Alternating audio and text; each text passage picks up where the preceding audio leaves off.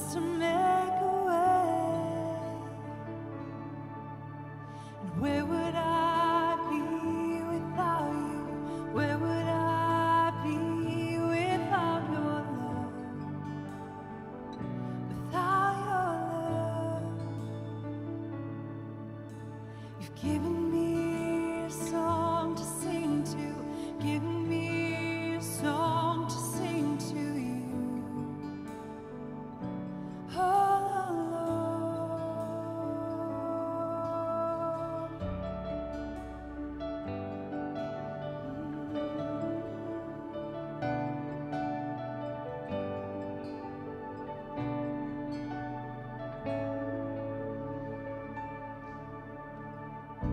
you are present in my time of need.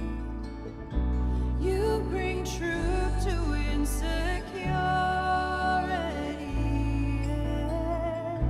and no matter what may come today, you're the God who comes to make a way.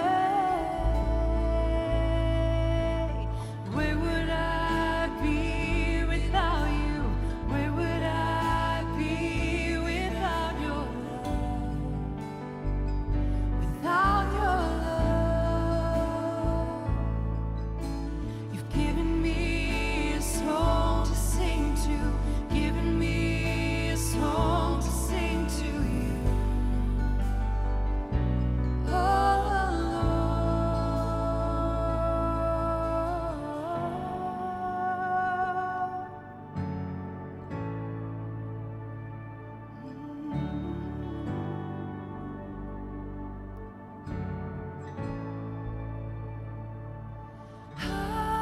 Hallelujah, you are holy.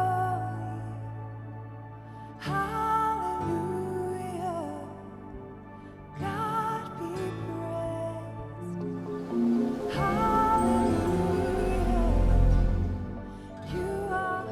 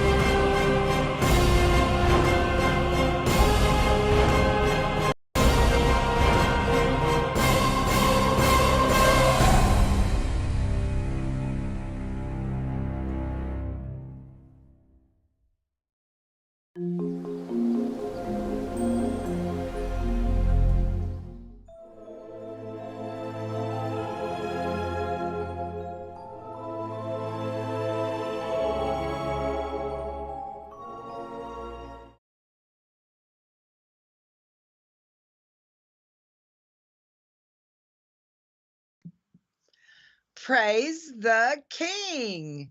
Welcome to Believer Central World Update. I'm Lisa Dennis Sparks, and you're watching Christians United Broadcasting Network. Coming to you live from Tulsa, Oklahoma, USA, still and evermore, the land of the free and the home of the brave. Shabbat Shalom. Happy and peaceful Sabbath to all of you. Welcome. Let's just bask in the love of the Lord and his encouragement and hope, and also pick up some hopefully some knowledge and some wisdom and some understanding of these things along the way.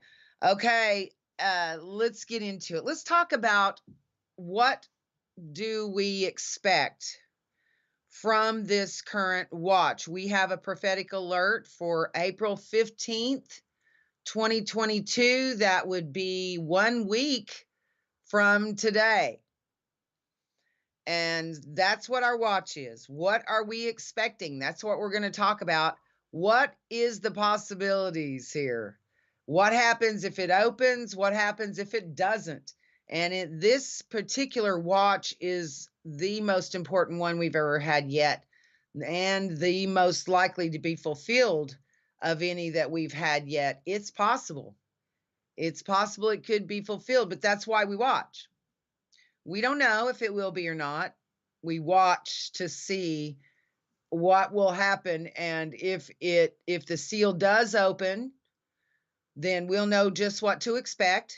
If the seal doesn't open, then what that means is that the first, second, and third seals will take more time, the next, well, until 2025, to further manifest. But this war cannot take place as far as coming again, turning into Gog Magog and coming against Israel.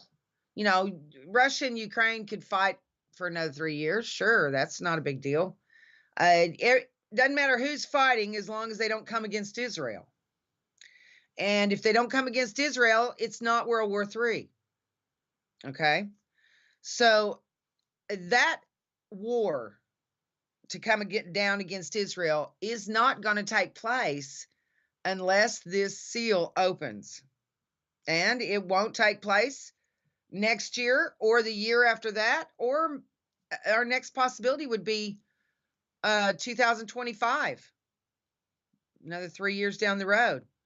So, and that's if it doesn't open. Now, if it does open, this is going to be amazing, okay? I mean, it actually could. It actually could open. Get this. Throughout the prophetic generation that started in 1948 when Israel was born, the believers have always thought that the prophetic generation had to be no more than 80 years. In Psalm 90:10, it gives us an idea that the generation is between 70 and 80 years. So we watched at the 70-year mark too. We've been doing this for 10 years now. We watched at the 70, as the 63rd birthday of Israel passed, and we knew it couldn't be 70 years. But now here we are in May, Israel will be 73.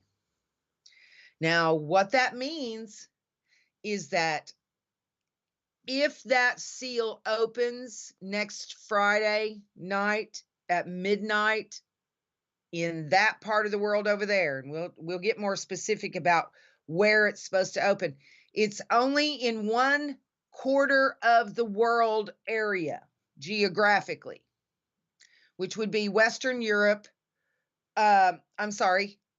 Eastern Europe, Western Asia, Russia, Ukraine. It would include Turkey. It would include Germany. It would include Iran, Iraq. It would include Libya, Ethiopia from the south. It would include Syria as Damascus disappears. We've got if this seal opens, it's going to trigger a plethora of major events, major prophetic events. It'll tell us for sure also if the tribulation period has officially started. So this is a very, very, very important watch. And I'm going to try to help you by His grace to understand all you can about it before it actually gets here, because it could open. Do you know if it opens, and I was talking about the generation, right? If it opens April 15th, Israel turns 73 May 15th, 1 month later. So if it opens this year, the prophetic generation of 80 years would wrap up with 1 month to spare. 1 month left in the 80-year generation if it opens next week. Now, if it doesn't, then we throw out the 80-year generation, and we have to judge that generation according to the Holocaust survivors. That's the only other way we can do it. And right now, there's between 180,000 and maybe 300,000 or so Holocaust survivors in the world. And that number is dwindling by the day because they're all older people. even though, and all of them were children at the time. So we're going to go through some of this, and we're going to take a look at what these elements are that we're watching for. What happens if it opens? What happens if it doesn't? And all of these different events that are involved if it does and when it does. These events are coming at some point. We just don't know exactly when. Now, we do know that this fourth seal can only open on Passover. Only Passover. That's the one day out of the year that the seal can open. It can't open the other 364 days of the year. It can only open one day out of the year. Okay? And that would be Passover. And you'll see why as we go through some of these elements here of the fourth seal and these events that this fourth seal will trigger if it opens. And we are getting to the point where these things are coming at some point. And we've got an 85-year-old confirmed Antichrist right now on the scene. So if it waits till 2025, he'd be like 88 before we even go into the 7 years. So we are getting to a point on the timeline where it has to come soon. And it will. It will. Bible prophecy has been 100% accurate for over 3,500 years that I've personally verified. And I do not, what are the odds? I mean, what are the chances really of a single prophecy failing when you have 100% accuracy for 3,500 years? The chances are slim to none that these prophecies will not be fulfilled. Why would it suddenly divert from 100% accuracy to anything less? It wouldn't, and it won't. These things are coming. They're written to come. God's warned us that they're coming. We just have to put all these puzzle pieces together and figure it out so we can see the big picture. Let's talk about what is involved with the opening of the fourth seal. Now, the fourth seal, like we said, can only be opened on Passover. Okay? If that seal opens, everyone in the world is going to know it overnight. By the next day, everyone in the world is going to know what happened. Because the fourth seal brings the pale rider, the fourth horseman of the apocalypse, which is death, and hell follows with him. Since hell is following with him, and you can find that in Revelation chapter 6, and I believe it's verse 8. Let's go over there. Revelation chapter 6, verse 8. And I looked, and behold, a pale horse, and his name that sat on him was Death, and hell followed with him. Now, hell following with him is to scoop up the souls of all of those children of evil. Now, a soul is your world identity. It's comprised of thousands of different characteristics that make you who you are, as far as your world identity goes. That would include your favorite flower, your favorite color, what you like to eat, what you don't like to eat, what you're good at studying, what you're not as good at studying. All of these little elements work together to make you who you are as far as your world identity goes, your soul. Okay? Now, when hell is following with this rider, what happens is the souls are pulled out of the bodies of the firstborns of the children of evil, and they are sucked into this entity, hell, that is following this rider. Now, since hell accompanies this rider, we know that those he has come for are the children of evil. This is the beginning of the harvest. the end time harvest. Now, the term harvest, we have a gathering of the first fruits, which is this seal, fourth seal, and the pale rider, whose name is Death. Hell follows with him. This is the harvest. This is actually the first fruits of the harvest of the tares. That's the first thing that happens, is the gathering of the first fruits in a harvest. And the harvest of the tares is no different. The firstborns are the first fruits when it comes to the tares. And the firstborns are those who will be affected when this seal opens.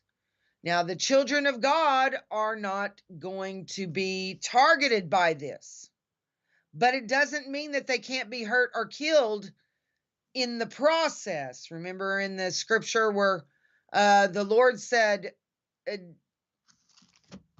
let's go over to, let's see, is it Matthew 13?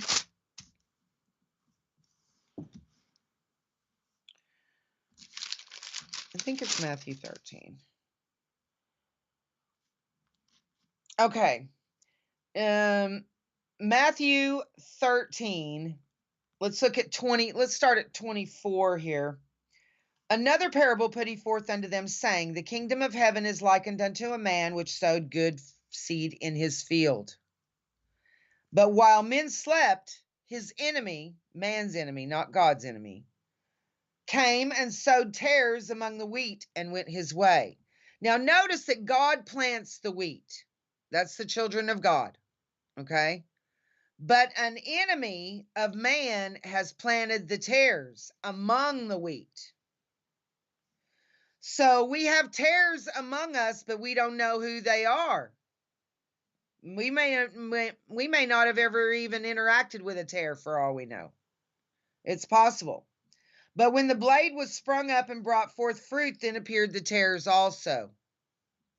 So the servants of the householder came and said unto him, this is the angels, Sir, didst not thou sow good seed in thy field? From whence then hath it tares? He said unto them, an enemy hath done this. The servants said unto him, wilt thou then that we go and gather them up? So the angels are asking the Lord, should we go pull up those tares? But he said, nay, lest while ye gather up the tares, ye root up also the wheat with them. It's possible when the harvest of the wheat comes, the harvest of the tares comes, that you're going to have some wheat caught up in this harvest. But not a single one of us will slip through our Father's fingers.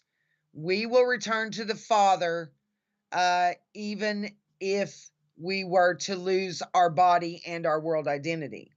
Okay? But he said, nay, lest while you gather up the tares, ye root up also the wheat with them. Let both grow together until the harvest. Now, this end time harvest is what I'm saying might actually be here with this fourth seal if it opens in a week. It's also a Sabbath, which is even more evidence that it could possibly open. Okay? Let both grow together until the harvest. And in the time of harvest, I will say to the reapers are the angels, okay? Gather ye together first the tares. So the harvest of the tares comes first. The first fruits of the harvest of the tares is the first part of the harvest of the tares, okay? So he says, and bind them in bundles to burn them, but gather the wheat into my barn. Now, if this seal opens, you're going to have so many deaths that there will be a cry throughout the world. And everybody's going to know that the God of Abraham, the God of Israel, has returned. You won't be able to see him. He is the invisible Father who comes back to defend his people and his land. and he does so vigorously. Okay. Now notice in Matthew 13:37, he answered and said unto them, well, they say in 36, declare unto us the parable of the tares. Tell us what it means. He that soweth the good seed is the Son of Man. The field is the world, and the good seed are the children of the kingdom. The good seed are the children of the kingdom. But the tares are the children of the wicked one. The tares are the children of the wicked one. They are not disobedient children of God. They are not slow to learn children of God. They're not feeble or, having a hard time learning children of God. The tares are children of the evil one. And I personally believe that they are very similar in construction to computer generated opponents inside a virtual world. Similar thing. The tares are the children of the wicked one. Now remember, an obedient goat is not a sheep. And a disobedient sheep is not a goat. Okay? So you have tares that do good and you have tares that do evil. But these tares are the children of the wicked one that it's signifying here. So, now I say tare. The tares are the children of the wicked one. But God also has his computer generated, assistants for us. Not just computer generated opponents, but also computer generated assistants. Angels in human bodies. Okay. They're not children of God, but they're not children of evil either. Okay. The enemy that sowed them is the devil. The devil is the one that put them here. God put you and I here. Okay. The enemy that sowed them is the devil. The harvest is the end of the world. Now, if this fourth seal opens next Friday, midnight at Passover, wow, then we are in the last 7 years and we're within 7 years of the end of the world as we've known it. Well, the world as we've always known it is ever changing, though, right before our eyes, isn't it? The first shock they gave us was 9/11/01. We all remember where we were that day. And the next shock was the Rona, the great sword, the bioweapon. So the harvest is the end of the world, and the reapers are the angels. Okay. As therefore the tares are gathered and burned in the fire, so shall it be in the end of this world. That is what we're expecting. For the tares, their souls are pulled out of their bodies and collected by hell that is following death. And their bodies remain here. Dead bodies everywhere. So many, in fact, that you can't just treat every single body with the reverence that we feel like it deserves and respect we feel like each person deserves. Okay. What ends up happening is when you have that many deaths, you end up having to pile them in piles and bundles to burn them when you have that many bodies, because you have to get rid of them as quick as possible because diseases set in. Okay. And that's why we have the supper of the great God, is because of the diseases that come with lots of rotting dead bodies. That's why God washes them up, sends hailstones to break them up, pulverize them, break those bodies open. And then he sends fire on them to roast them up, and then he feeds them to the birds. He does that so they will eat the flesh. And that's important because if these birds eat all that flesh off of those bodies, then no diseases from rotting flesh will proliferate in Israel among his land and his people. That's why the supper of the great God, so to keep the diseases out. Can you imagine how many diseases and the stench would come from hundreds of thousands of bodies in any one nation? It says there wasn't a single house that didn't have a death in Egypt among the Egyptians.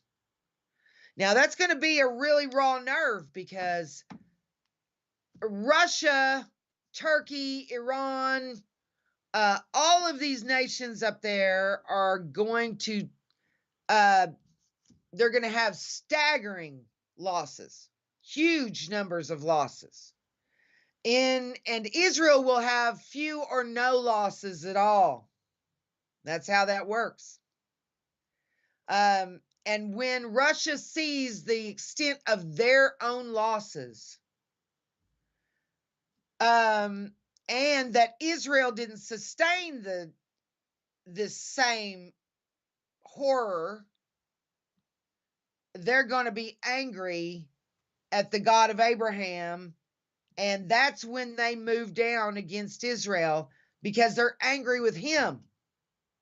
Well, he says his fury comes up in his face when that happens. His fury will come up in his face, according to Ezekiel 38. Anyway, when this occurs, I want to go through all of these things. The fourth seal is a seal that we can know by the very next, we might even know the same day, because it's going to be what, 5 o'clock here, Central Time, as it becomes midnight in Israel. And that's when it would happen, is at midnight in Israel.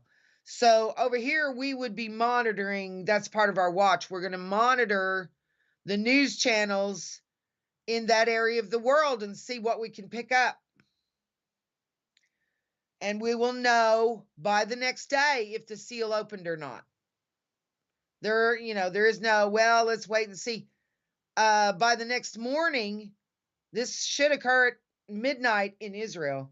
And by the next morning, the whole world's going to know what happened. We're going to take a really quick break. We'll be right back after this. Don't go away.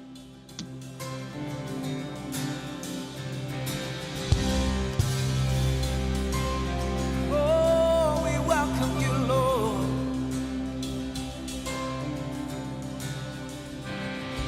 Come like you want to. Come like you want to. Jesus, have your way.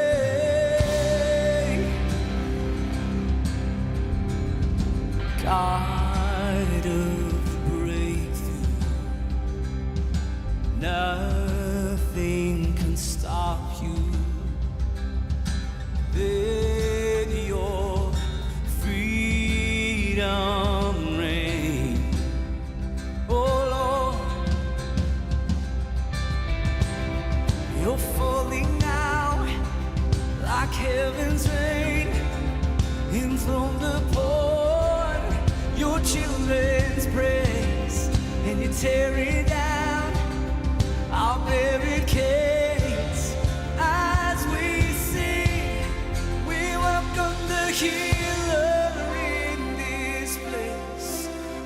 welcome the author of our faith. We welcome the God who makes a way. His name is Jesus. His name is Jesus. My King of heaven, here in your presence. Oh, how good you are. So very good. You're falling now like heaven's rain, enthroned upon your children's praise. You're tearing down all barricades as we sing. We welcome the healer in this place. We welcome the author of our faith. We welcome the God who makes a way. His name is Jesus. His name is Jesus. Name above all names.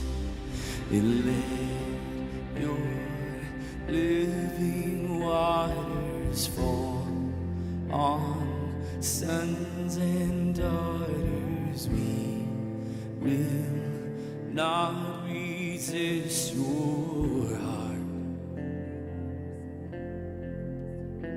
Oh, come and bring the breakthrough. We surrender to you. All our hope is in you, God. Your hope, Lord. We pray that your living waters fall on every son and daughter. We will not resist your heart. Oh, we say yes to you, Jesus. So come and bring a breakthrough. We surrender to you, Lord. Our hope is in you, God. We welcome the healer in this place. We welcome the author of our faith. We welcome the God who makes a way. His name is Jesus. Oh, we welcome you, Lord. We welcome you, healer, in this place. We welcome you, author of our faith. We welcome you, God who makes a way. Your name is Jesus. We welcome you, Jesus.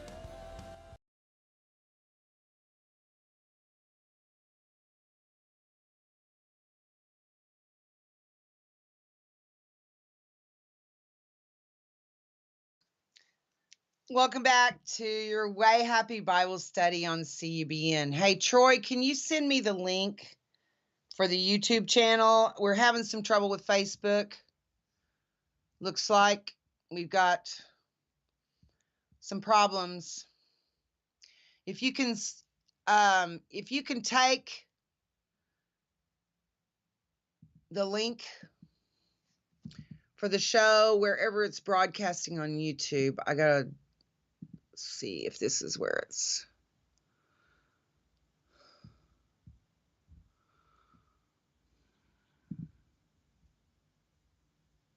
I got it. I see it. Okay, now what I'm going to do is I'm going to go over here to Facebook,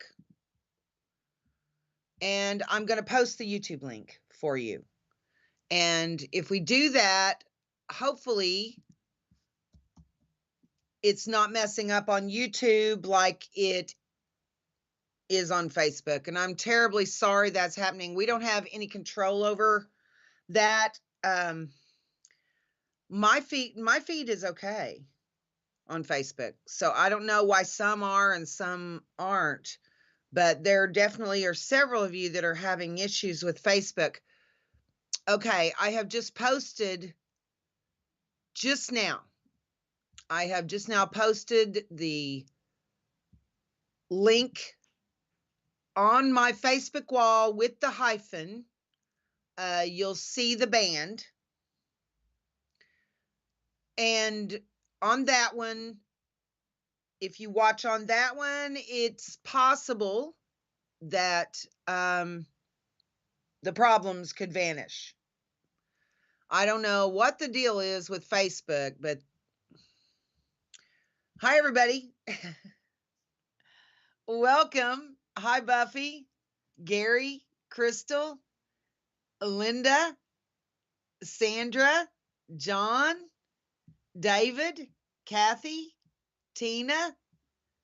I, I hope you're feeling better, Tina. I heard you were sick, sweetie. Hi, Chastity. Always wonderful to see you. Shalom, sister. Oh, thank you. She said those are beautiful flowers. And they will stay beautiful always because they're fake.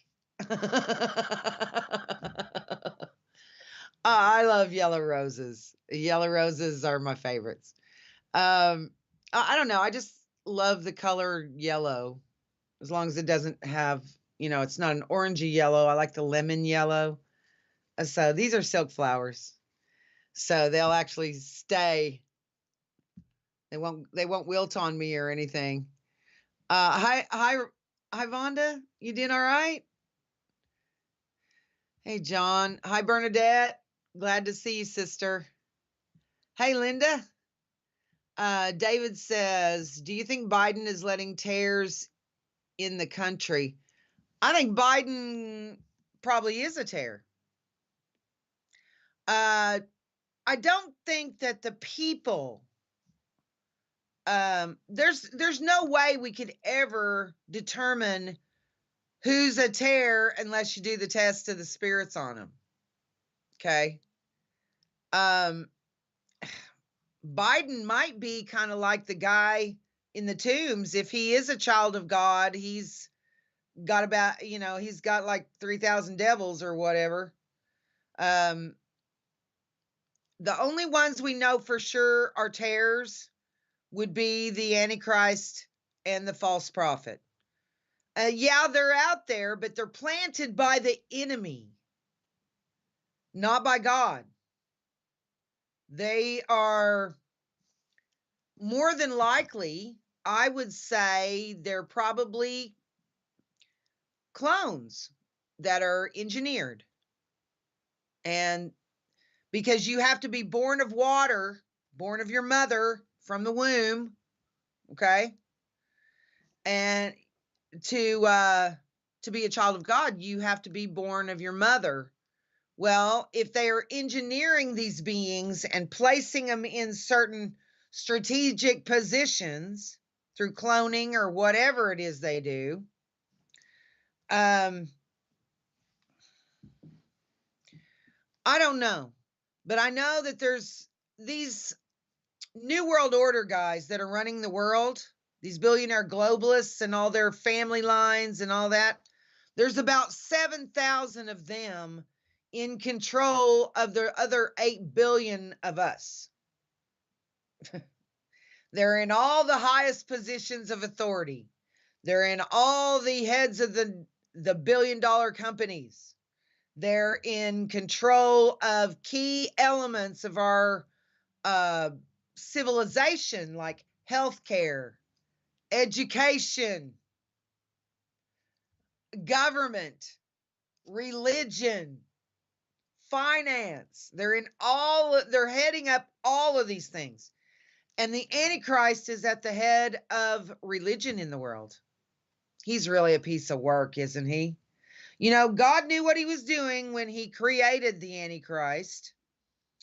And you have to, I have to respect somewhat God's handiwork there. I do respect his handiwork. It's just that I know that that's the enemy. Okay.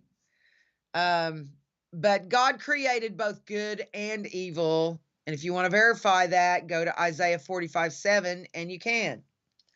In the meantime, let's see. Anybody else have anything else?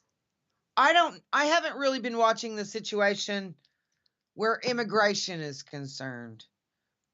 Personally, what I think of it is that those who are oppressed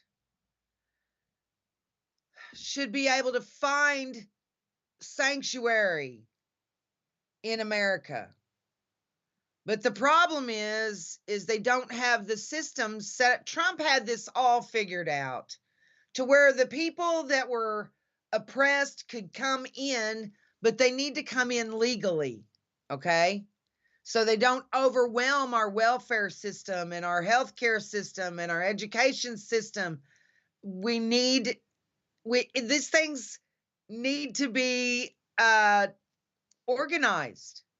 You can't just open the border and then thousands and thousands of people pour in. What are they going to do?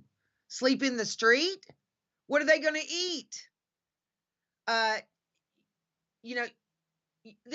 This kind of thing needs to be organized with all of this massive immigration to where they don't just walk in with no place to go, knowing nobody, and nobody to help them. A lot of them don't even speak the language here. So they should have just let Trump do it, because he had a lot of good ideas. But you don't want to stop people from coming into the country who are oppressed. That's how many of our own ancestors got here, fleeing oppression in other parts of the world. That's what America's all about. We're a melting pot of all people from all nations who all want to be free and run their own lives and not be oppressed by their government.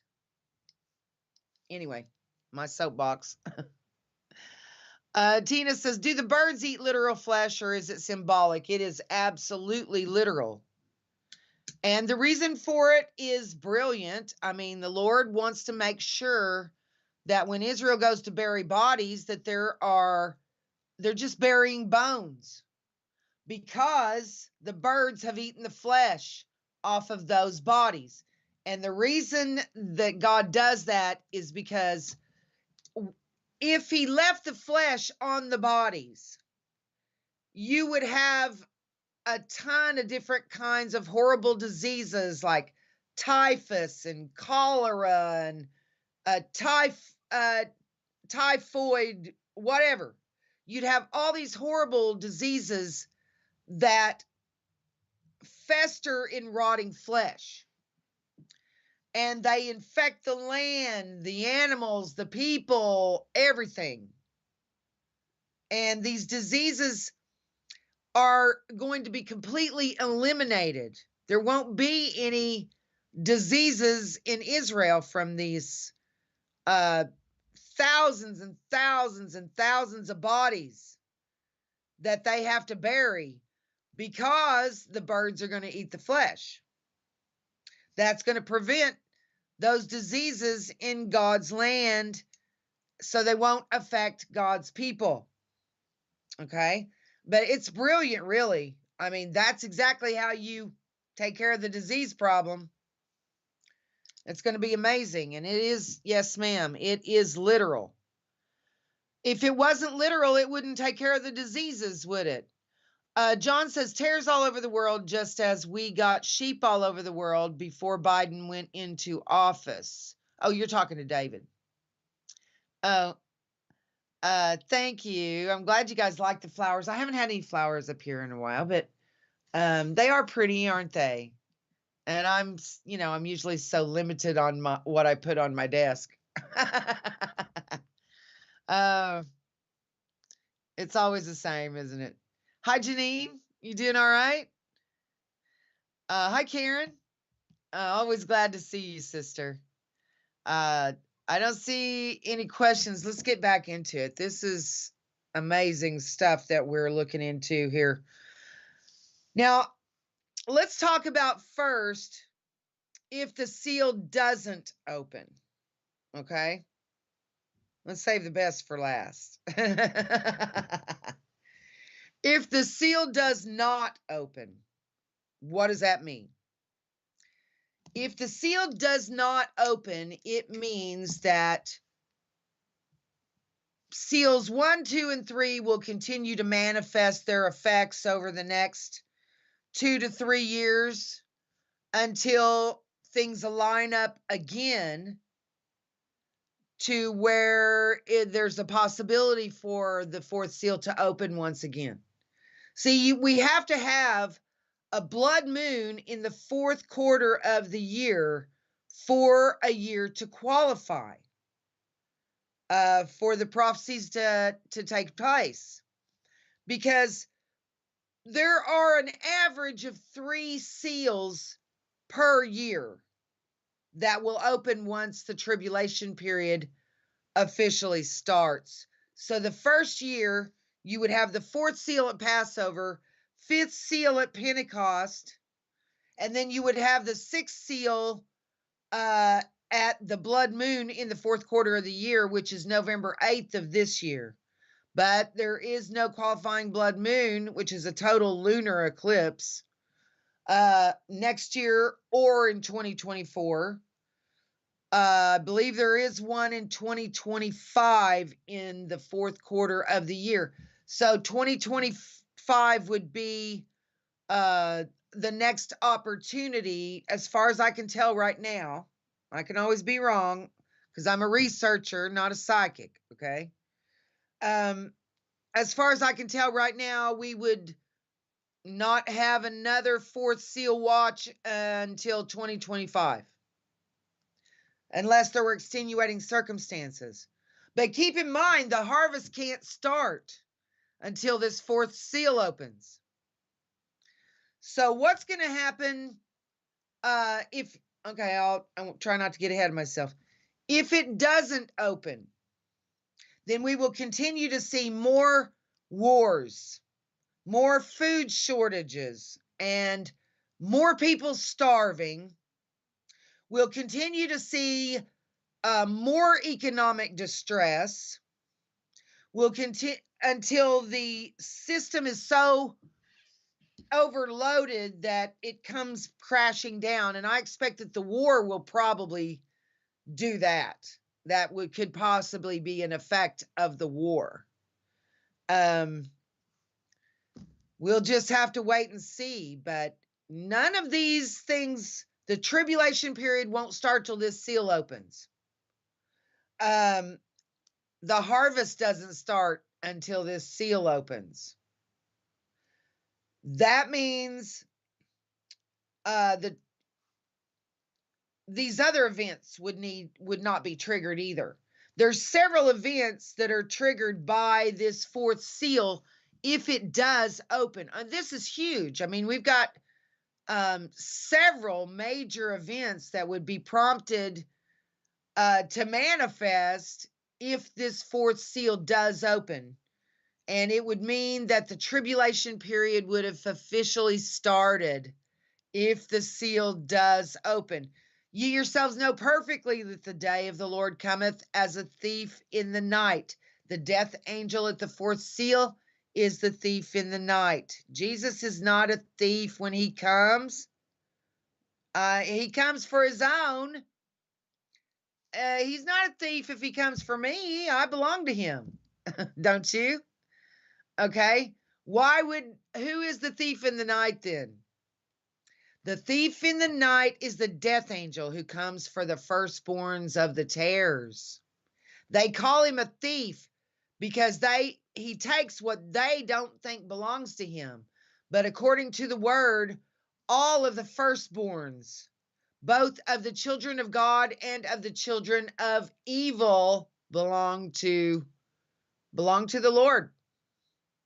Now, the firstborns aren't singled out in the harvest of the wheat, but it is the first fruits are the martyrs. See, in any harvest, you have the gathering of the first fruits first. So in the harvest of the tares, you would need the gathering of the first fruits first, which would be the deaths of the firstborns of the tares. And then that would trigger the war, which would be the main harvest. But then after that, after the main harvest of the tares, then we would start to see the harvest of the wheat. That's our harvest. And we're going to have to get to where we can understand these things, prepare ourselves psychologically, mentally. It's going to do a real number on the mind as these things start to take place. And you're going to feel kind of like you're in the twilight zone. But the fourth seal, if it doesn't open, that's it for another 3 years. I really don't see that as good a possibility as if the seal did open. I think it could. I think it very well could. And it's compelling. All this evidence that we've got. This is the last chance for the seal to open and the generation be 80 years. And if it doesn't, we'll be able to finally disqualify the 80-year generation. And we'll know that it's longer than that, which means we would have to gauge it on the Holocaust survivors rather than on a certain number of years for a generation. Okay? But if it opened, I would not be a bit surprised because it probably is an 80-year generation. And if it is, the seal will open. If it is an 80-year generation, the seal will open. If it's longer than 80 years, then it won't open. So either way, if the seal doesn't open, well, either way, we're going to either be able to qualify or disqualify the 80-year generation. And if this seal does open, we're also going to know when to expect the Lord Jesus Christ to show up to take us home. Well, we won't know exactly. We won't know the day or the hour of his arrival, but we will know exactly down to the last minute of when our evacuation is. But there's a period of time between his arrival for his glorious appearing and our evacuation, which may be 30 days, 40 days, somewhere in there. As the foolish virgins start dusting their Bibles off and trying to pick them up and study and figure it out, their Bible won't talk to them. Thy word is a lamp unto my feet and a light unto my path. The Bible will speak to you and show you what is coming. And it's and explain to you how God thinks and the lessons he wants us to learn and how to overcome our challenges in him. This is going to be a very cool but intense watch because the results of the seal, if it does open, are horrifying. But we're going to talk about those too. We need to talk about those as well. When there's several events that are triggered by the opening of the fourth seal, including the harvest. Okay, right there at the seal opening, that's our evidence that the seal has opened, actually, is multitudes of deaths in that part of the area, in that area of the world over there, overnight. Passover, that would be next Friday night, which is also a Sabbath, when we'll find out. I mean, maybe it'll come and go, but if it does, then we're looking at another 2 to 3 years for the current seals that are open to manifest. And like Jonathan Cahn said, that the Shemitah would start on the same cycle as the tribulation period. So he says the tribulation period would start in the first year of a Shemitah. Now, Shemitah is 7 years. It's financial, it's crops, it's prosperity or scarcity. The previous Shemitah, I believe, was in 2015, but it's the Jewish year when the Shemitah starts. So the Shemitah started in this Jewish year, which started last September, was their new year, and it would go to September 2022 as a Shemitah year, but the Shemitah lasts for 7 years. That's another indicator that it's possible, because this is the first year of the Shemitah, and if Jonathan Cahn is correct, then it'll probably open, because we're in the first year of a Shemitah cycle, and if Jonathan Cahn is correct, if it doesn't open this time, it can't start for another 7 years, because of his reasons that he's got with the Shemitah. See, I haven't really factored those in, and that's why I listen to experts in these other areas rather than studying every little thing. I study the Word and gather evidence everywhere else. But this is going to be really, really amazing if it does open, because the implications are off the charts. It's amazing how it's going to be. If this seal actually does open, it'll start the tribulation period officially. And we all know that once you see the trib start, that you need to take into consideration the harvest and the wars and these other things. We're going to take a real quick break. Don't go away. Remember, the link is on YouTube if you're having trouble with Facebook, and we'll be right back. Worthy of all the praise we could ever bring. Worthy of every breath we could ever breathe. We live for you. Oh, Jesus. Jesus, the name above every other name. Jesus, the only one who could ever save. Worthy of every breath we could ever breathe. We live for you. Oh, we live for you. Holy, there is no one like you. There is none beside you. Open up my eyes in wonder.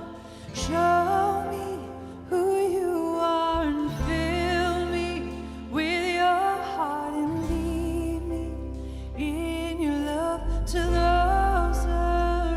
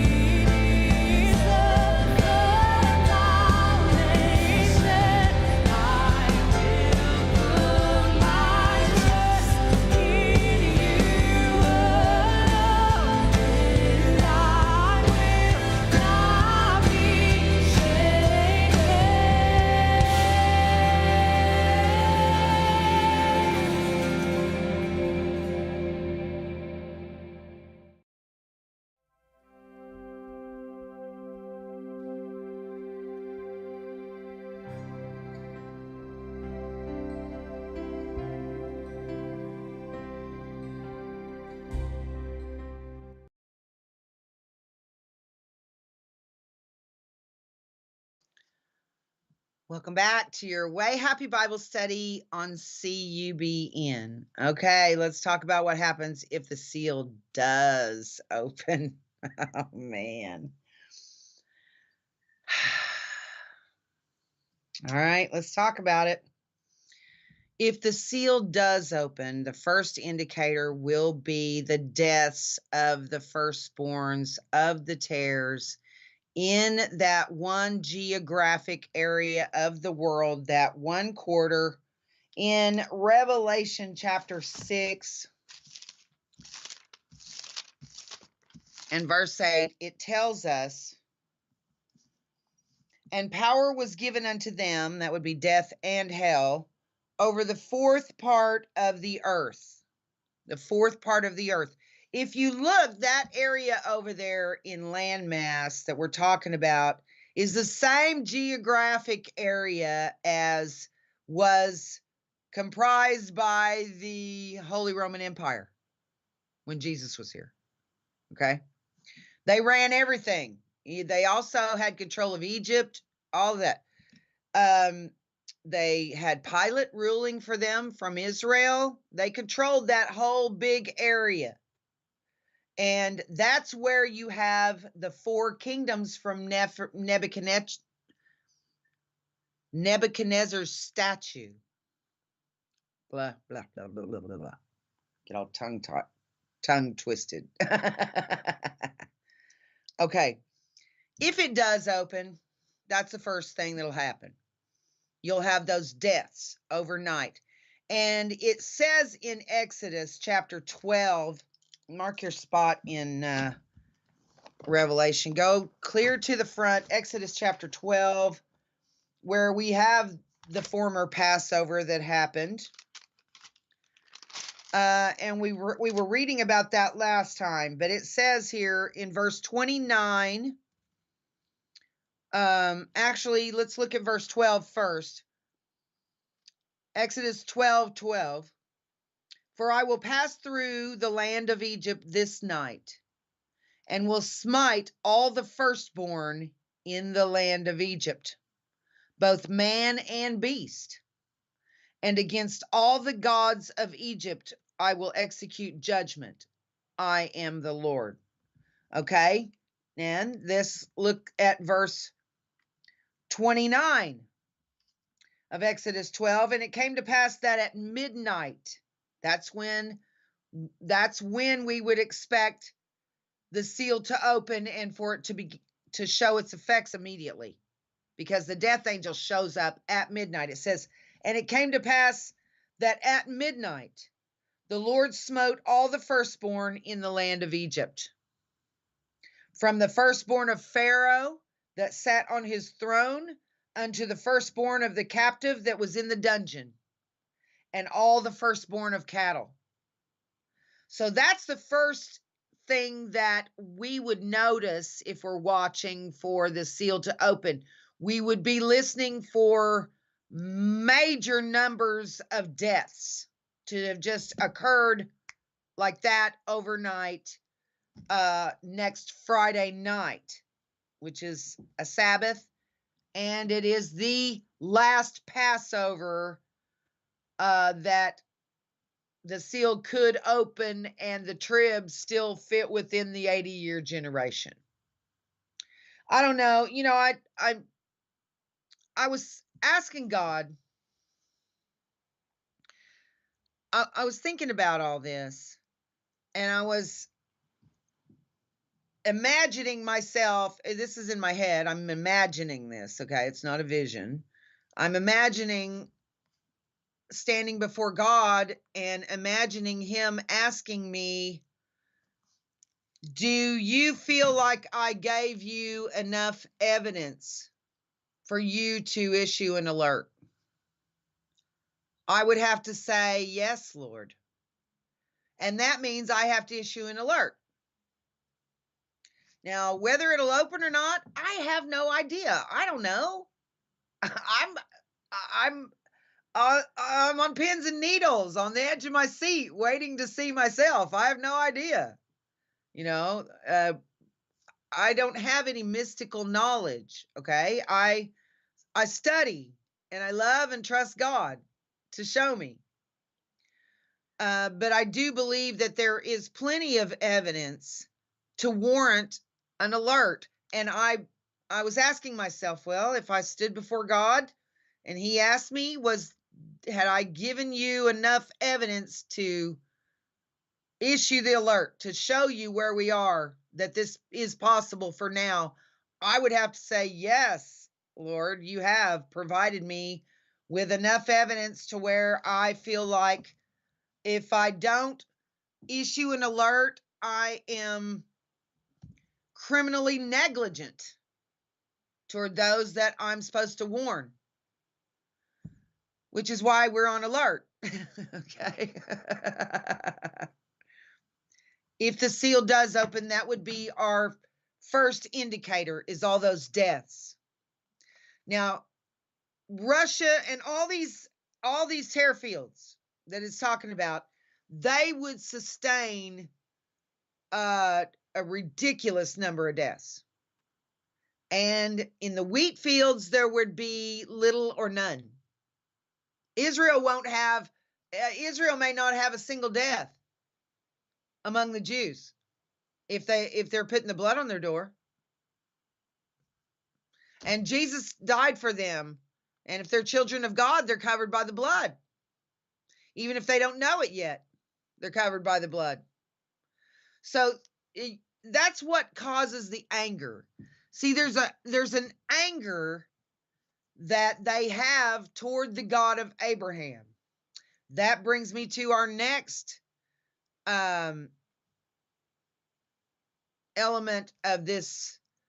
This is where the God of Abraham, the invisible God of Abraham, would return.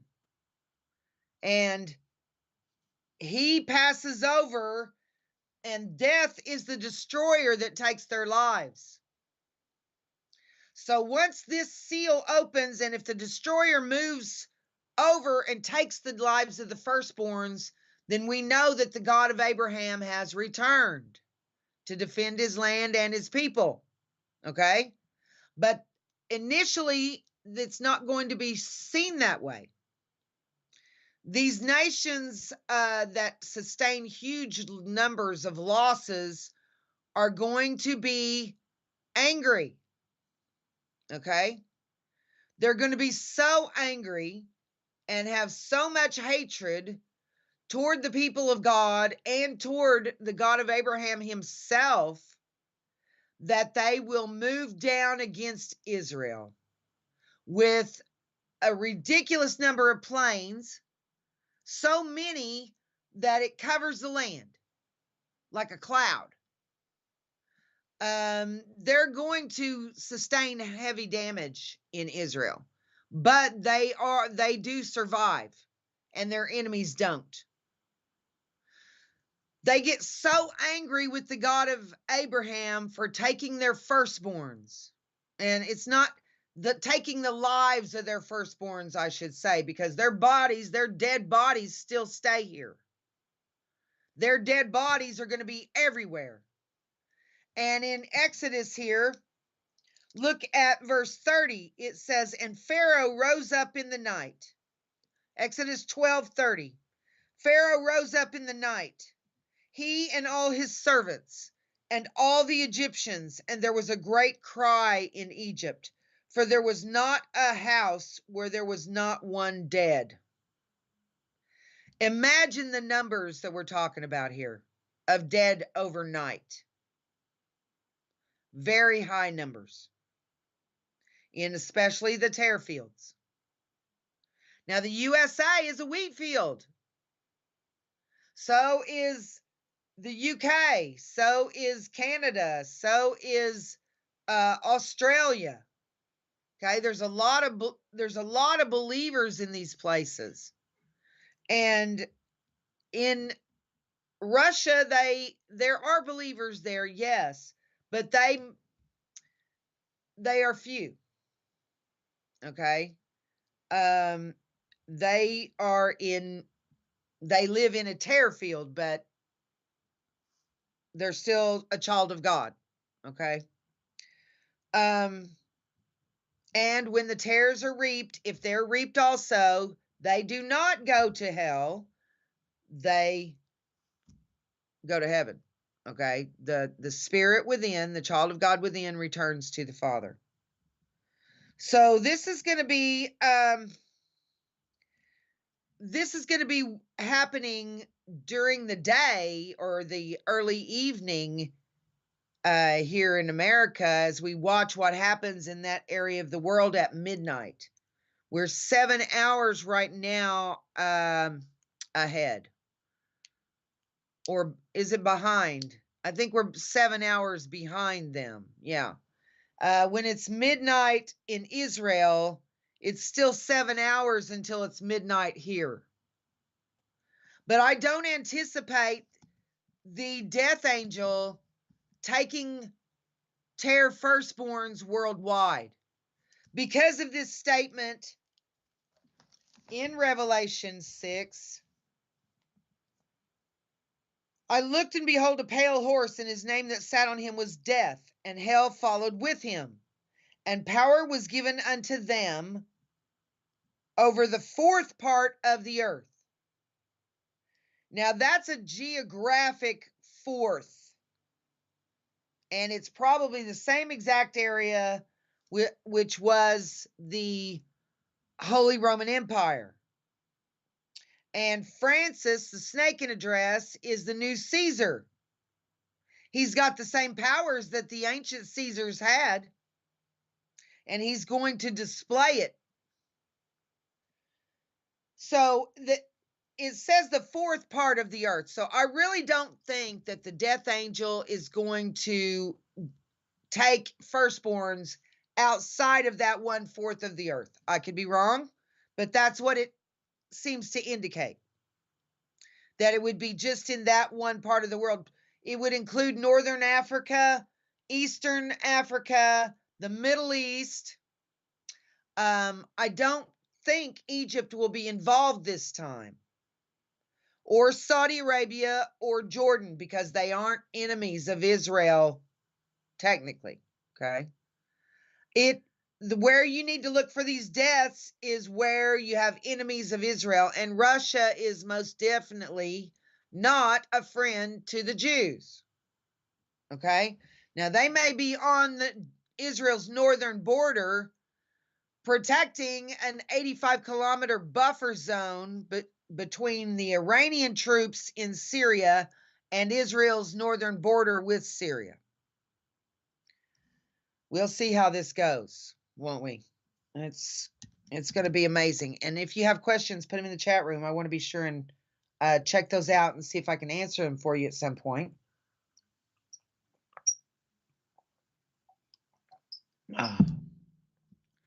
Okay, just happy water today.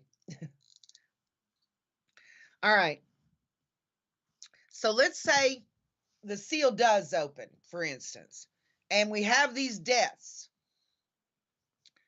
That's going to be a huge, big deal because you're going to have so many deaths. You're going to have to pile them all up in piles and gather them in bundles to be burned.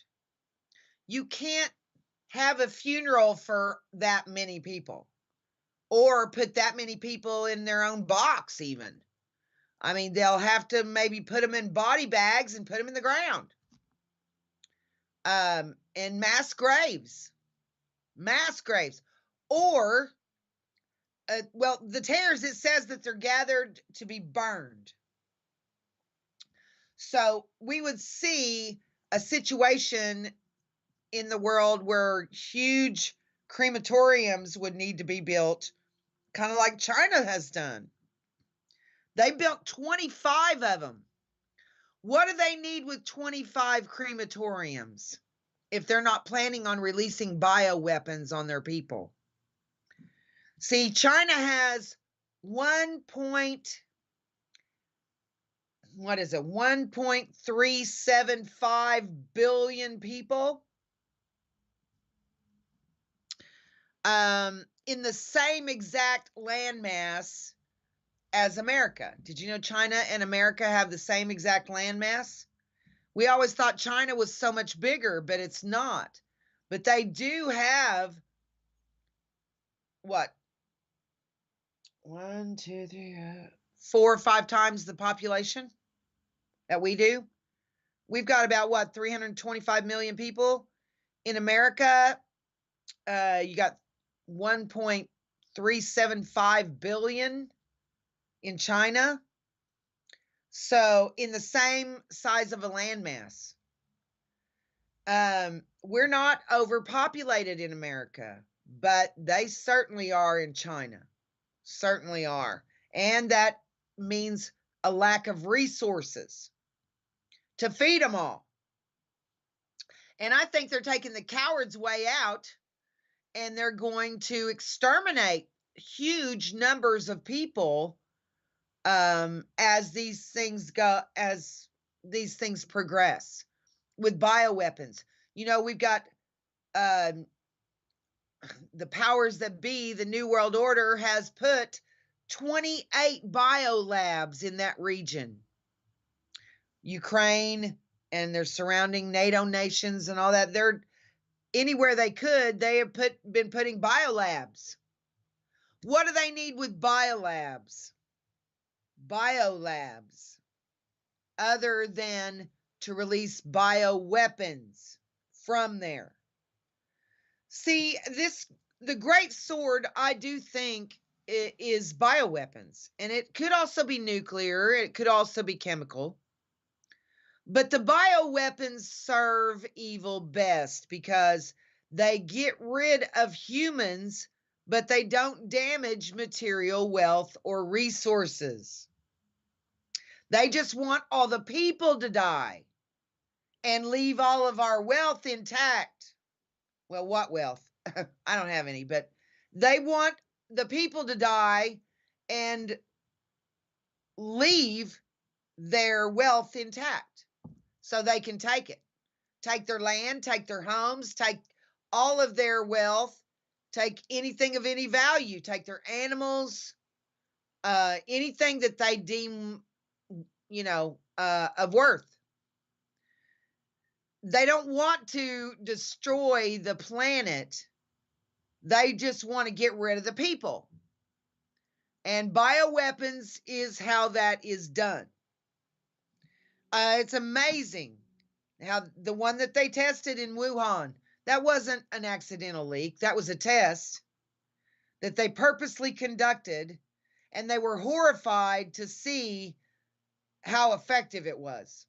It was actually way more effective than what they had hoped.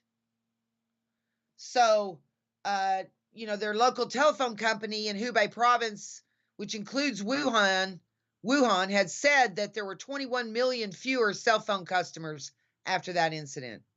And on weather maps, you could see a sulfur dioxide plume over Wuhan where they were burning bodies, burning thousands and thousands of bodies.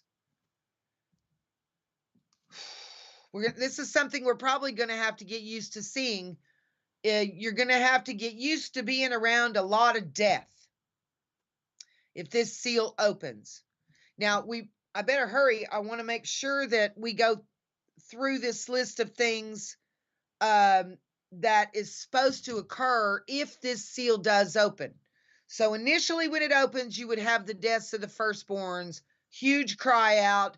Then you've got all the aftermath of dealing with this many bodies. And the people of the world are going to be really traumatized. Now, like it was in ancient Egypt, when this happened before, they were initially fine. Take what you want, just leave us alone, go away, But after about 50 days, they were livid.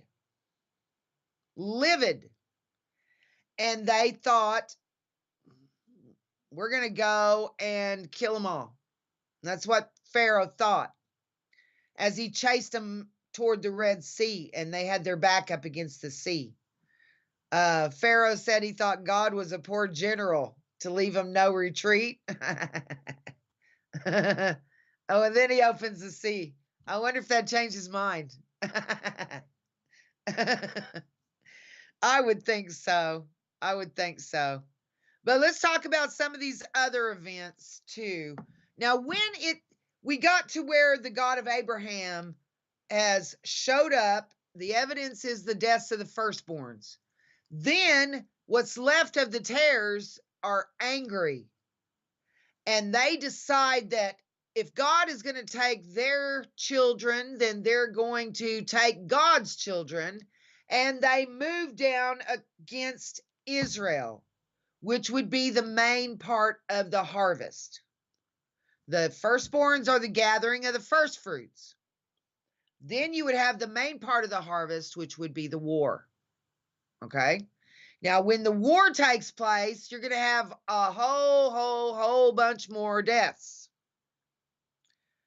Like I say, death is going to be a common thing once this seal opens. It will be. There'll just be tons of deaths all the way to the end from various causes. But if this seal does open, the tares will be so angry they will move down against Israel. And as it says in Ezekiel chapter 38,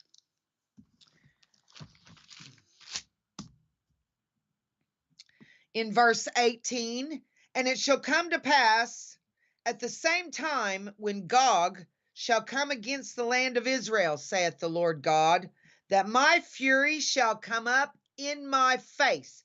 Why is it in his face? Because he has already returned for the firstborns. And that's why he has made them angry. They hate him. They hate us anyway. And they're going to come down against Israel's northern border and against their southern border to wipe the children of Israel off the map. That's their hope. That is what they hope will happen. But when they move down against Israel, his fury comes up in his face. So see, he's let the whole world know he's back with this harvest of the tares. They get angry with him. They move against his land, and he makes them regret it. What would happen then is when they move down is that every man's sword will be against his brother. It says here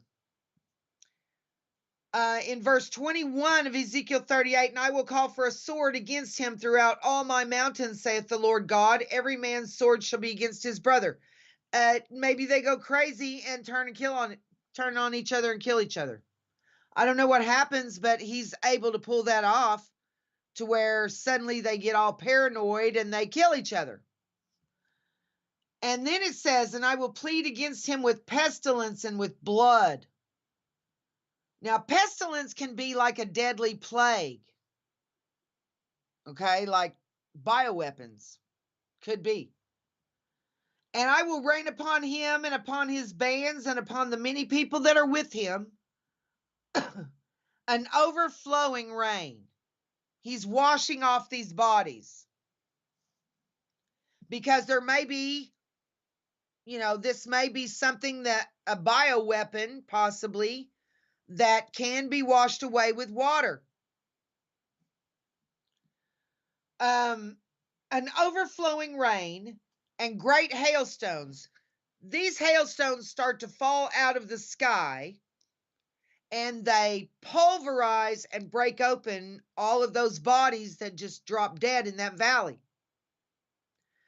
And then he rains fire on them and cooks them up for the birds. And then you will have the supper of the great God, which is when he feeds all these bodies to those predatory birds, which I might add is another element in this equation that we have in place. The predatory bird migration is there in that valley right now and will still be there come Passover and just a little after. I think to give this event a chance to occur, and then all the birds would already be there. But what's we're gonna take a quick break. We'll be right back after this. Don't go away, and we'll wrap up. You came running, there was mercy in your eyes to fulfill the law and prophets. To a virgin came the word from a throne of endless glory to a cradle in the dirt.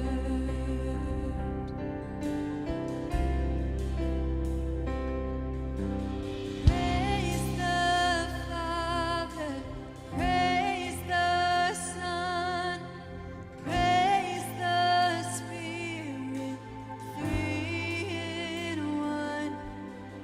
God of glory, majesty, praise forever to the King of Kings.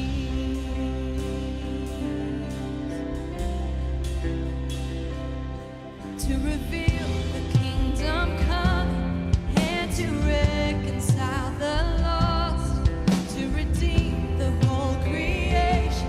You did not despise the cross, for even in your suffering, you saw to the other side, knowing this was our salvation. Jesus, for our sake you died.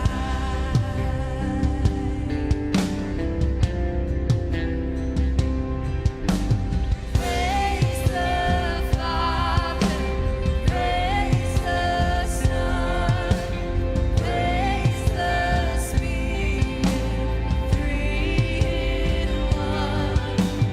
God of glory, majesty, praise forever to the King of Kings.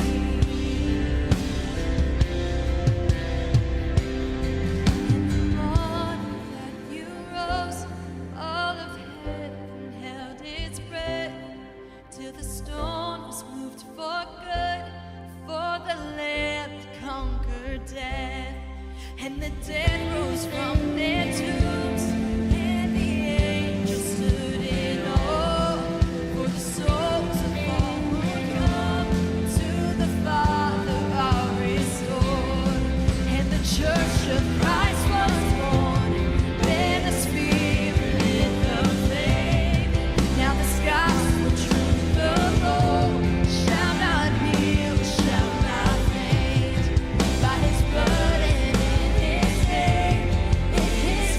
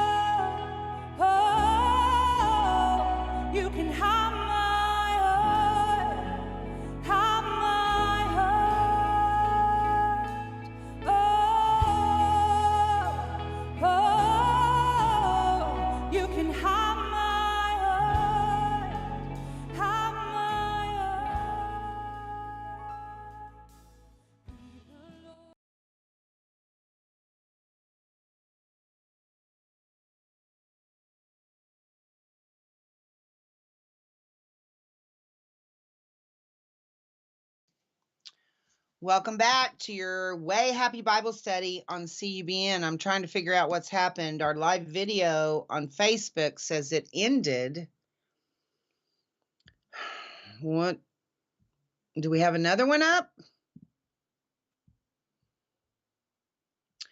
Now we have, I don't know if Troy started the video again, but I do have the YouTube. Okay.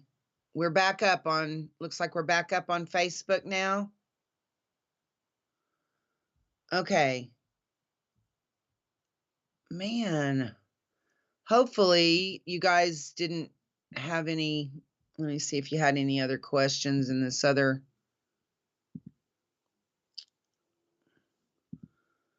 Let me make sure there was no other questions on this other feed. Oh,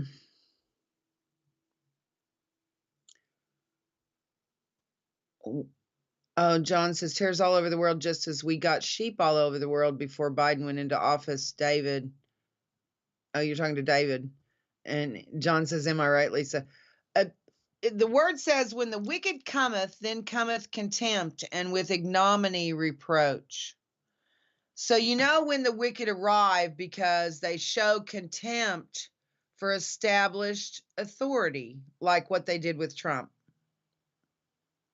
They were definitely here and had taken over Pelosi and Biden and all of the, you know, Shifty Schiff and all of those. We see them tearing down our nation, and you know, I think it's strategic that they make Biden look like he has dementia, so we won't all be smart enough to know that he's just an enemy. He has been taken over by an enemy that is using him to tear our nation down.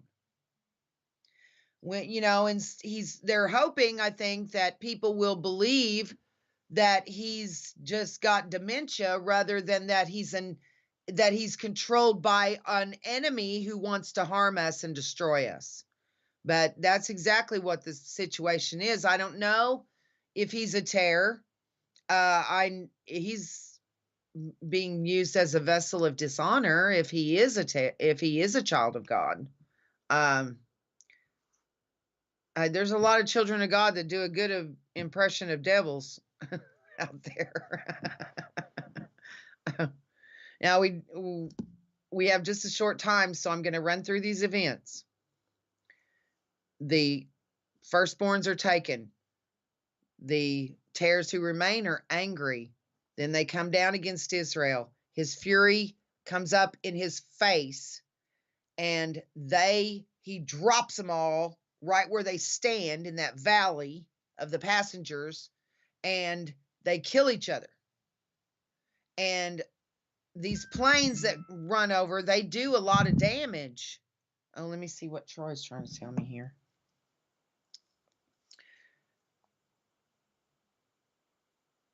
He said he restarted it. Okay. And what's going on?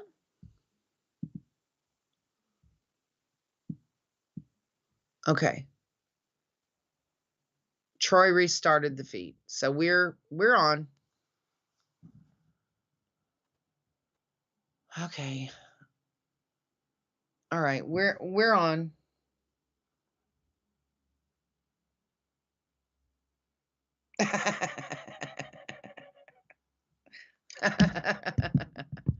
That's funny. Okay. So when they move down, he drops them. He serves them up to the birds. Then you have the supper of the great God. Then you have Israel will start burning weapons for 7 years, probably because their electrical grid is down. And their entire population will bury bodies for 7 months. Everybody able-bodied in their population, because their entire population is military trained. Everybody, men and women, when they reach the age of 18, they go into the military for 3 years. So that's going to come in real handy to have their entire population military trained. That's cool, isn't it? So as this occurs, he also says he will rain on Magog fire. Look at chapter 39 of Ezekiel and verse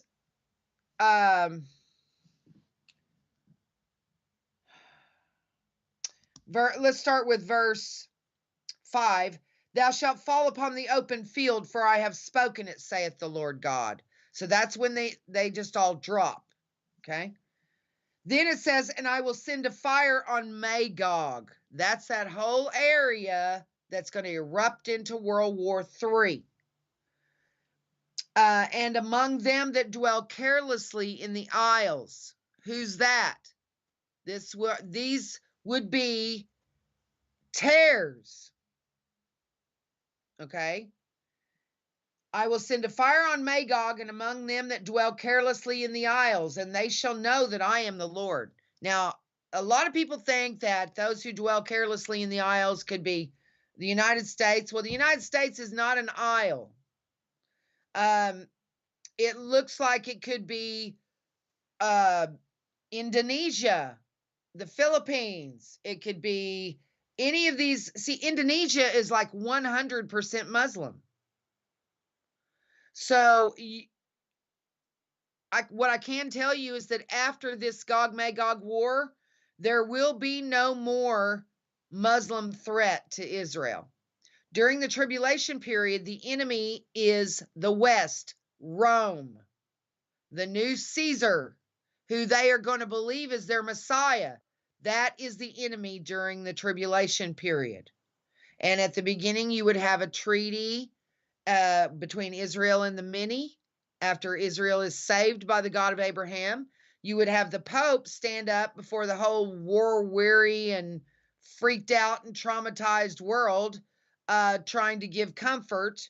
And if the whole world knows the God of Abraham is here, then the next step would be that the Pope Antichrist would institute the Jewish law, Old Testament law, as the law globally over the whole world. And you're thinking, well, why would he be the Antichrist if he's going to establish the law of the God of Abraham? Because he disregards the Son of God, Jesus Christ, who is God Almighty in a human body, and the blood sacrifice that was offered and the grace that was given us through his sacrifice.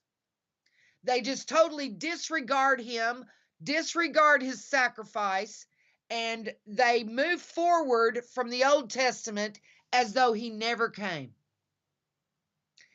And they wonder why God is angry. Okay. And they rebuild the temple and take it back under Old Testament law.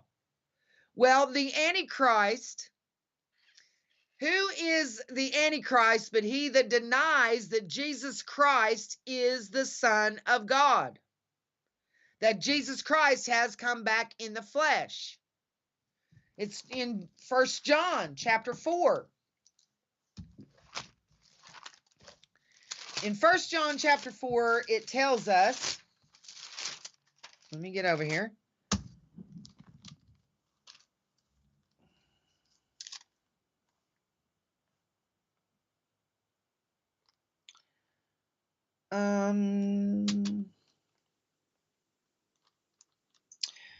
Okay, hereby in 1 John chapter 4, verse 1, beloved, believe not every spirit, but try the spirits whether they are of God, because many false prophets are gone out into the world. Now, the Pope is not a false prophet. The false prophet is the Jewish high priest of the Sanhedrin, a position last held in 66 AD, just before the Jews were dispersed all over the world and the temple was defiled by Antiochus Epiphanes of Rome in 70 AD.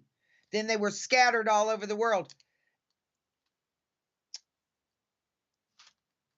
hereby know ye the Spirit of God. Every spirit that confesseth that Jesus Christ is come in the flesh is of God. But see, the Pope, they're just going to disregard Jesus and his sacrifice and call this Pope the Messiah instead. And as he institutes the law over the whole world, see, we are not under law. Romans 6:14, for sin shall not have dominion over you, for ye are not under law, but under grace. Remember that. Romans 6:14. For sin shall not have dominion over you, for ye are not under law, but under grace. We are under a different jurisdiction. So when we are told that we must bow before this representative of the God of Abraham, the Pope, we know he's a fake. We know he's a fake. So we must refuse. And they think they're doing God's service because they kill us for defying the God of Abraham who we love. Okay? They say that if we do not bow down to the representative of the God of Abraham, the Messiah, who they say is Pope Francis, that we have to be executed as enemies of the God of Abraham. And those who execute us believe that they are doing God's service. We are not under the law, we're under grace. So we're not bowing down to who they say is the Messiah, who we know is the Antichrist. We won't be doing that. And when we refuse to acknowledge him as God's representative on earth, they will execute us for it. Bring it. Let's do it. Let's get it over with. I really hope it opens. I mean, what are we all doing other than just sitting around waiting to die until this opens, till this seal opens? And then when it does, it's going to trigger all of these other events. Okay? And it would start the tribulation period, and it would get bloody from minute one at midnight on Passover. And from that point, we would have deaths, a ridiculous number of deaths. It is possible because if the third seal opened this last September at the Shemitah, these would start opening with a smaller gap between them, because you have at least 3 judgments per year. We've got 19 judgments left out of the 21 because 3 seals are already open and displaying their effects globally. We know for a fact that 3 seals are open. But seal 4 has not opened, and it won't open until it's time for the trib to start. Now, if this seal opens, it will officially start the tribulation period. We'll be there. We'll finally be able to say, okay, we are in the tribulation period. Now, we're not yet. If this seal doesn't open, we're not in it until it does. There's a lot of people out there saying we're in the tribulation period, but we are not yet in the tribulation period. The 4th seal starts the trib because God returns. The God of Abraham returns. The Father at the beginning. Jesus Christ doesn't show up until just after the midpoint in the sky for his glorious appearing. And then at the end of the 7 years, he would show up and descend and put his feet on the earth. And that is his second coming, when he comes on a white horse with all of his saints, and his saints are riding white horses. Okay, and it only takes him an hour to mop everything up there at the end. But at the end, you don't have any internet, you don't have any electricity, you don't have, I mean, it's just a mop up at the end of the 7 years.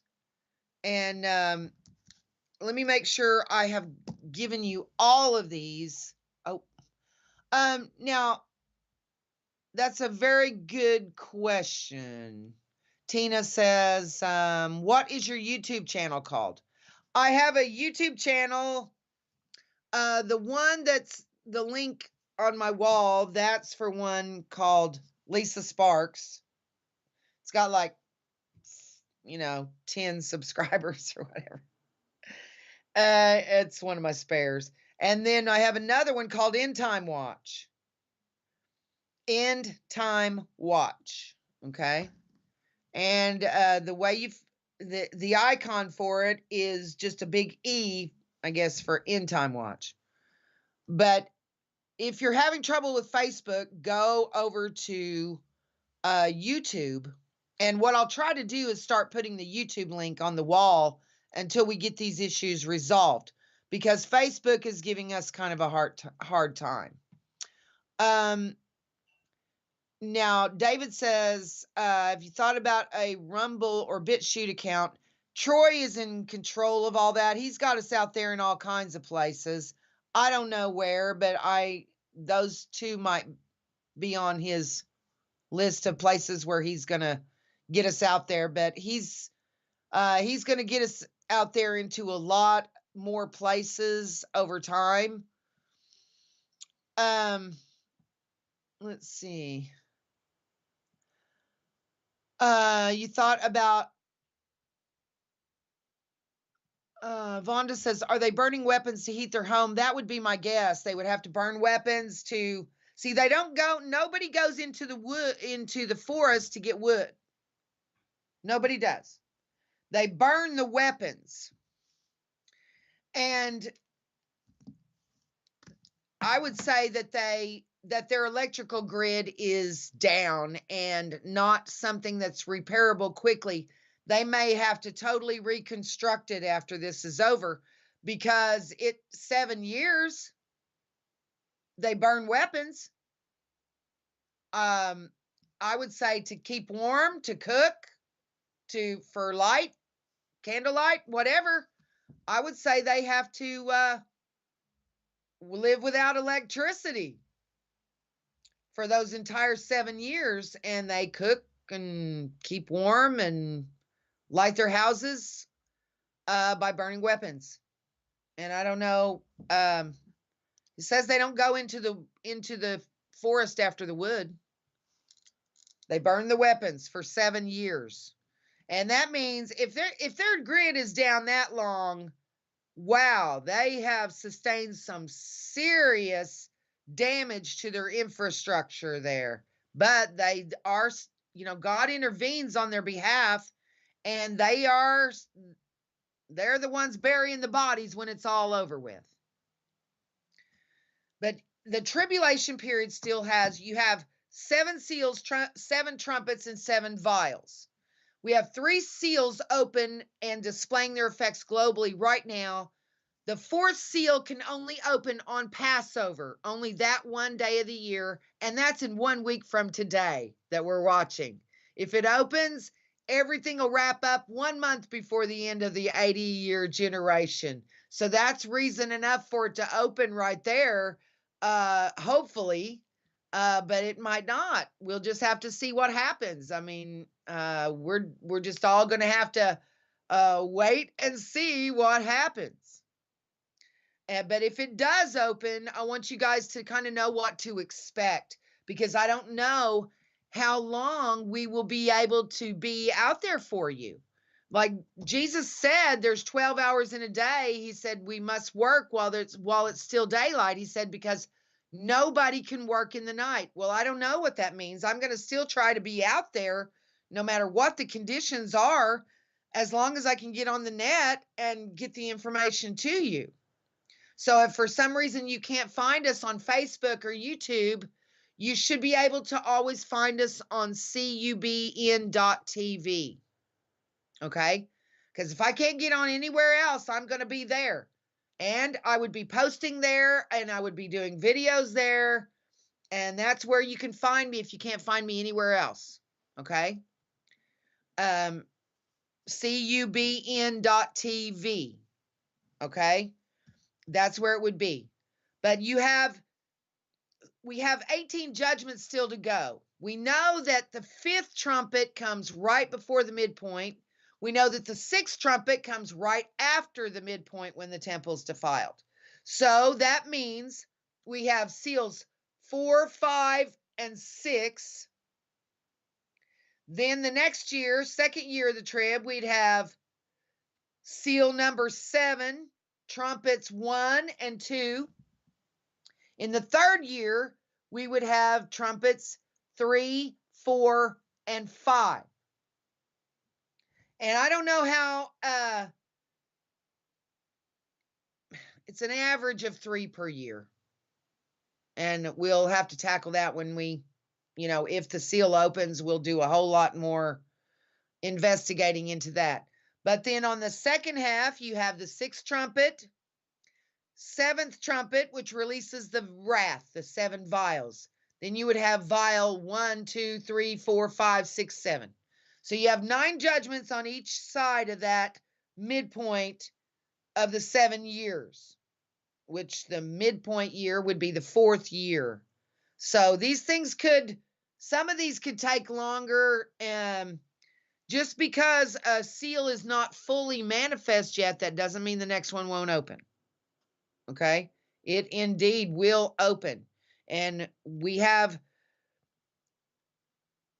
the first fruits of the tares, then the main harvest of the tares, which would be the Gog-Magog war, the supper of the great God, as Russia moves down against Israel. We would have the start of the tribulation period. Then we would have the treaty should come shortly after. There's no more organized radical Muslim opposition in the world to Israel anymore. So a treaty becomes possible between Israel and the many. Then they would want to rebuild the temple now that the God of Abraham would be back. And that means you would have the 2 witnesses show up within the next couple of months.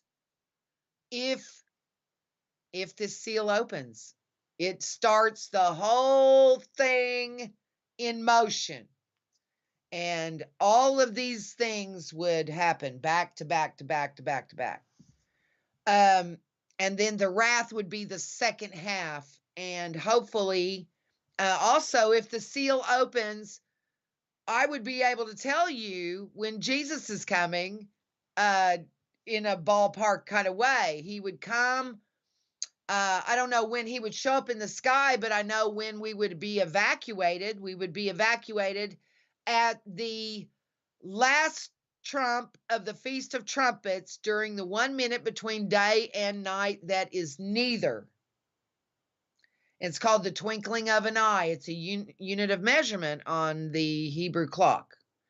And that's exactly when we would go. So if the trib does start in a week, we would only have just about 3.5 years left, maybe give or take a month or two, before Jesus came to evacuate us. Okay.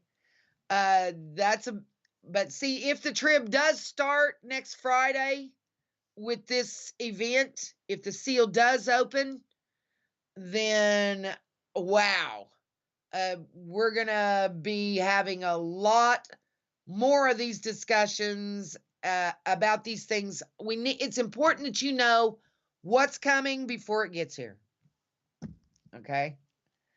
Are we already out of time? I can't believe it. Reekage. I love you guys. God bless you. Thanks for studying with me tonight. Hope you have a wonderful, wonderful Sabbath, a wonderful, wonderful weekend. And hopefully we'll see you right here on CUBN at 7 p.m. Central on Monday. And in the meantime, do right and risk the consequences.